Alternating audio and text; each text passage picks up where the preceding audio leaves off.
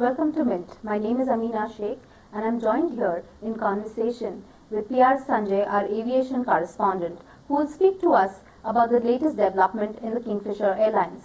The license of the airlines had been suspended on Saturday by the regulator, and it seems now that the management of the airlines and the employees seem to have been making some sort of peace talks. So Sanjay, does it finally look like a happy Diwali for the employees? Will they get their salaries? In terms of salary, of course, there is a early sign for the Diwali because the employees of Kingfisher were not paid since March.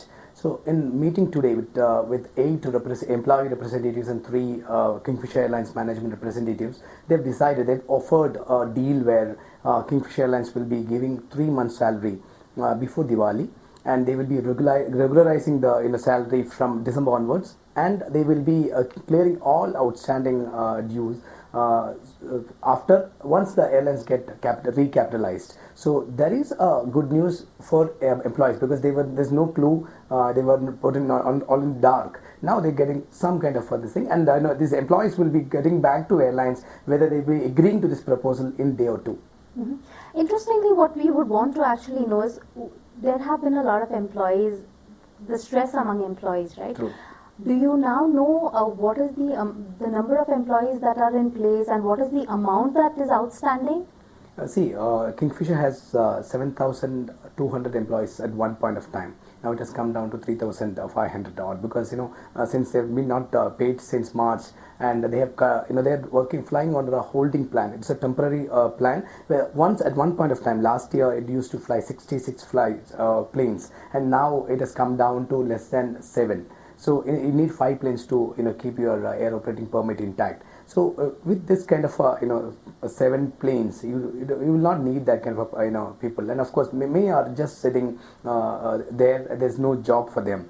And of course, so many of the pilots have actually opted investigation carriers like Qatar, Kuwait Airways, a lot of other carriers. By now, there is a 160 crore total dues for this 3,200 odd employees. Today, on record, Kingfisher Airlines, Sanjai was telling that we need to pay to these 3,200 odd employees, and we had made a deal before them, and they were awaiting final approval from these employees. Mm-hmm. From a consumer point of view, what I would be interested in knowing is, because it's also the year end, many of us take holidays, it's November, December, January, it's also the festive season, also the wedding season. So what does it then mean for a consumer? Do I get to fly Kingfisher? Do I not get to fly? Will the prices increase?